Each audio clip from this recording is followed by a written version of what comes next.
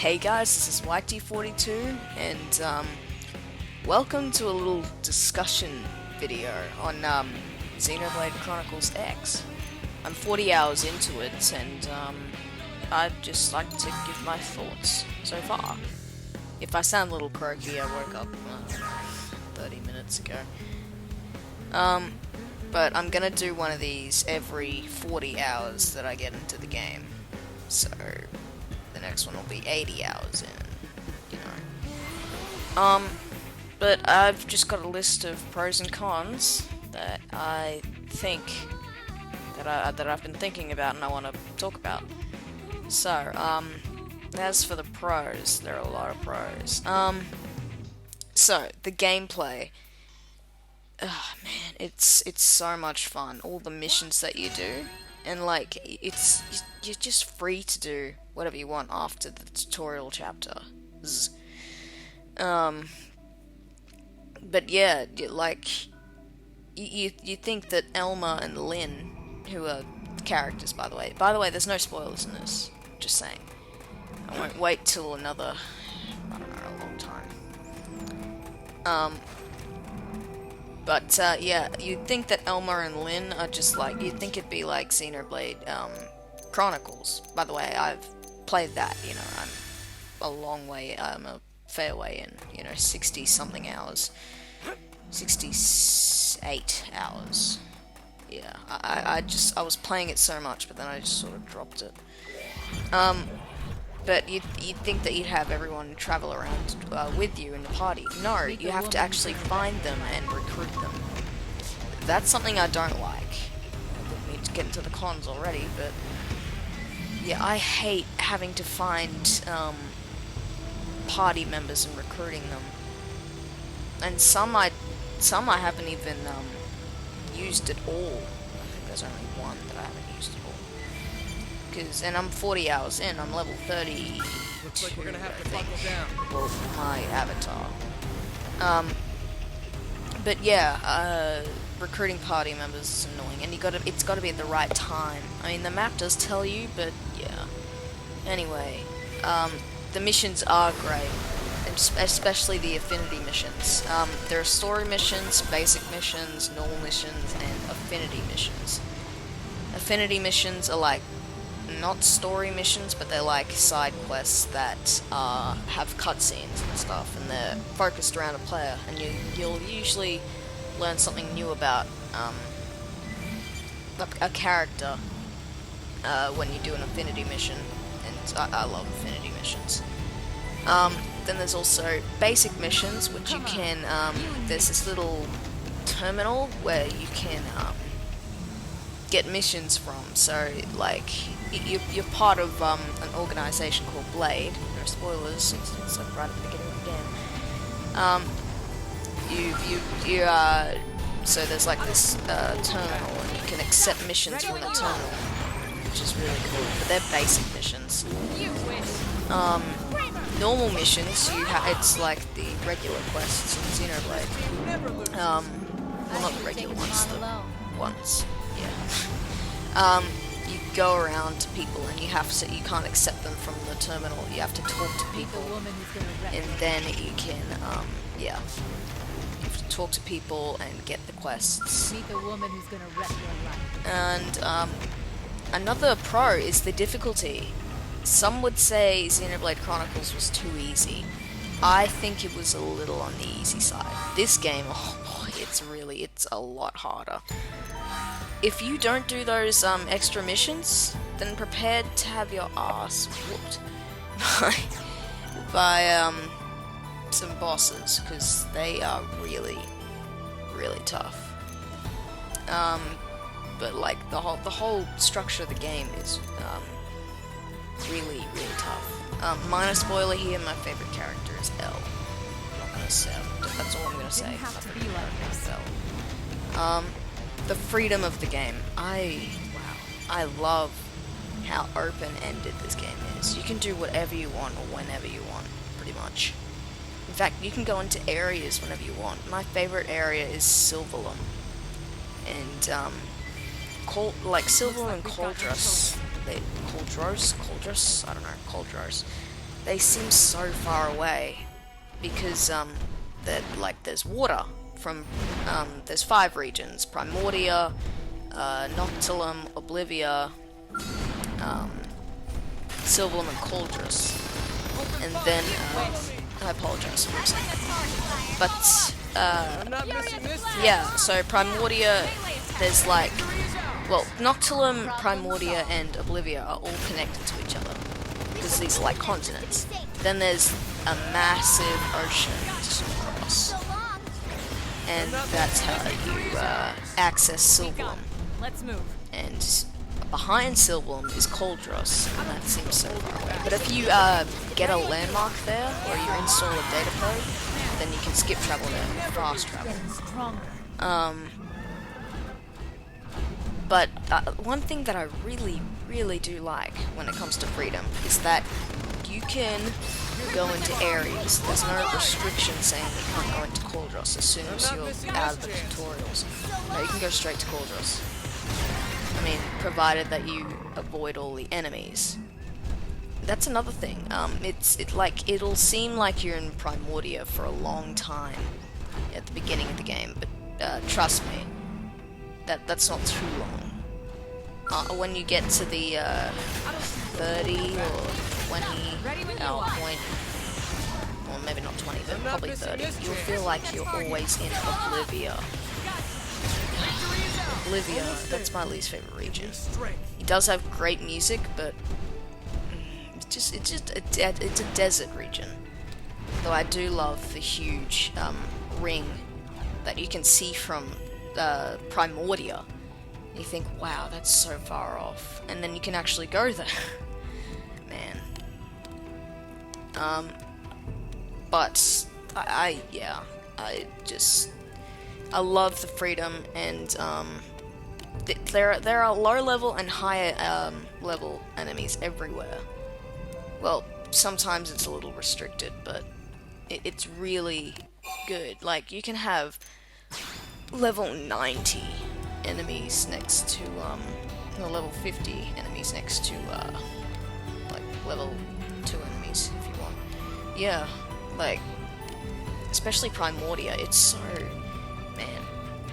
And another thing, if you're worried about, this carries over from the first game, is not every enemy will want to challenge you. It depends if they are territorial. So if they have like an eye, that means they'll attack you if they see you. If they have like a lightning bolt, that means they'll attack you if they can sense you. So it's basically like 360 degree eyesight. They've gotten rid of the feel you, like sense you by sound. They've gotten rid of that one. But anyway, moving on. The customization. Wow, there are so many things to customize. Gee, like it's so overwhelming when you get all this information. All this information, and wow, it's a lot of information. You can customize your ground gear, your scale gear. Yeah, that's another thing, but that's in the cons. Ground gear, scale gear, all that stuff. You can customize fashion gear. I haven't done that so far, but I'm guessing that's like you can customize how you look. Like, you can choose a certain gear and still have, you can choose how you look with certain gear and still look, and like, I'm guessing it's exactly what it says, fashion, but you can still have the defense and all the stats from gear that is equipped, but you can't see because of the fashion gear. And I think that's pretty cool. Sorry. But yeah, all the customization. There's just so much, and the arts and the skills and the soul voices. Yeah, that's another thing. I really like the soul voices. There are a lot of things to customize. Oh, and the slots are back, but I didn't figure that out until recently. They don't tell you some of the stuff. You're just supposed to figure it out. But there are, like, moving on, the battle system is so much better. It's a lot more fast paced, and you know, it like all the classes as well. There are so many different arts that you can have, and wow, and all the skills and everything, the soul voices. Looks Man. like we've got no choice. But guys, got interrupted. No, but the classes, you can have every single art in this game. Well, not at the same time, but yeah. And going back to customization, this little point that I really love is that you can change your voice, and for the male and female, they're both classic type voices. The male one is Adam Howden, I think, who voiced Shulk in Xenoblade, and for the female, there's Karina Reeves, I think it is, and she voiced Fiora in the original Xenoblade, which is a really nice touch. I like that. Did they see us? Yeah, but exploration. You can. This game is over 400 kilometers squared. That is amazing. And while some will say, no, it's not the biggest game of all time because it's Minecraft, but Xenoblade is not randomly generated. Xenoblade Chronicles X, it is not a wow. Sometimes I just get lost in my thoughts, but it is not randomly generated. It is massive. There are so many things to explore, so many things to do, so many unique monsters, tyrants to beat, so many field objects to, I don't know, survey or something. I don't really get that, but anyway. There's, yeah, this is the only game, and I own Oblivion, and this is the only game I like to get lost in. Not for missions though, no, just like on my own time. I love to just go exploring. Like the first time that I walked into Silverlum and it was nighttime and I heard that beautiful song, I was pumped. I love this game so much. The sound, like, that's a nice segue actually. The soundtrack, one of my favorite video game soundtracks. The battle themes, I hate well, some songs do get really annoying, especially Looks like we've got no choice. the enemy battle theme. That's what I'm gonna say. It's like your main enemy. No spoilers. It gets really annoying. But I if you embrace the cheesiness, Black Tar is a great song. It is the main battle theme for any monster, indigent. Just embrace the cheesiness, and it is a great theme. And I also love the Skell version of it. If you're fighting in Skell, you get different battle themes. Man, when you hear it, you just feel like dancing to it. I would start going on, but yeah. More songs that I love. I love Silverlum Night, as I said earlier. Cauldros, it's an okay theme. I mean, yeah, but then Oblivia Day has a great theme. And I saved probably the best for last. Primordia has a great theme, but Noctilum Day. It's a remix of the song that was played in the Exploration trailer back, I don't know, so many months ago now. Must have been in January when it was released. But they actually play the same song when you first walk out into Primordia from the prologue. But then there's they have a remix of it in Noctilum Day, and that remix with the flute, It's amazing. But anyway, with that, there are a lot of lyrics in the songs, and they don't get too distracting. In fact, I don't mind those lyrics. They're fine. Then there is like the huge point. It has such a different tone to the original Xenoblade Chronicles. So like that one was more fantasy, and like themes were all like, you know, this magical world and everything. But this game, no, it's super. It's a lot darker. It's a lot more gritty. You know, it has lyrics. But it is a lot. It is a lot more. You know, they're two different games. They're not related to each other in any way. But there are small things like the Nopon, native to Mira, the planet that you're on, and there's also and there's the Monado hair clips that Lynn has, which I thought was a nice reference. But anyway, is it better than Xenoblade Chronicles? I don't know. So I'll probably come up with that at the end of when I finish this game. Cons, though, I already said recruiting party members, and you have to be so patient to get the skills. About 30 hours in, you'll get your first skill, and that skill is awful, by the way. But I called it the Masonator. Yeah, but then you realize that skill doesn't fly.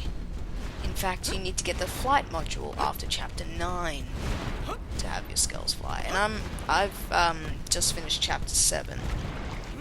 But if you have the art Breaker Crush, or I think it's called, on a skill, and I have level 30 skills, by the way.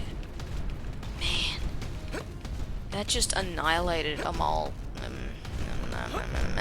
No spoilers. That just annihilated the boss of chapter 7.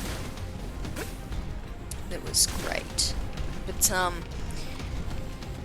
it just takes I still haven't got the flight module. I'm 40 hours in, and it just takes so long to get to it.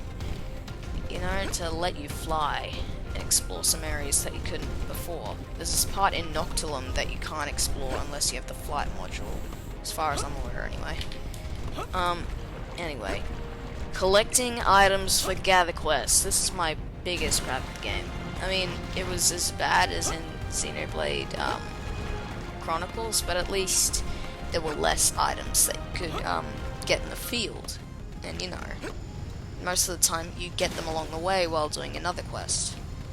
But in this game, there are so many different items to get, and they don't exactly tell you where to go, and that's like in the first game. But sometimes if there's a quest to defeat monsters, they'll give you a pointer in the direction to go, and they'll give you this area where those monsters spawn, and you know, you go there and kill those monsters. However, what really annoys me is if you need items from monsters, they don't tell you where to go. They just expect you to find out where those monsters are. But why couldn't they have the marker again? It's really annoying, but anyway. But collecting items for Gather Quests. I spent about half an hour trying to find 3 big fly squashes for the first skill, for the skill license. Meet the In woman. Oblivia, the best place to go, by the way, is right at the top near something lake. I've forgotten what it's called. It's near the waterfall off to the side. That's the best place that you can go to get them. Even then, it still took me half an hour. I know the first game did it too, but here it just feels so much worse. Also, you will get overwhelmed with the menus the first time you go in. There are a lot of menus to go into, but you'll get used to it. You just sort of feel your way around. Repetitive nature. Some of the battles do get repetitive, especially if you have these certain arts. Like, for example, if you have Assault Hammer, which inflicts topple, and then you have Flame Grenade, which boosts damage if you shoot toppled enemies, then you're going to be doing that for a lot of battles, and it gets really repetitive. But I suppose that depends on your arts palette.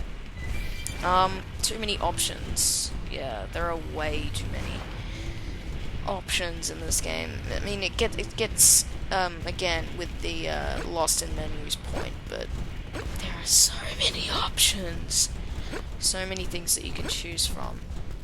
Arms manufacturers, ground gear, skells.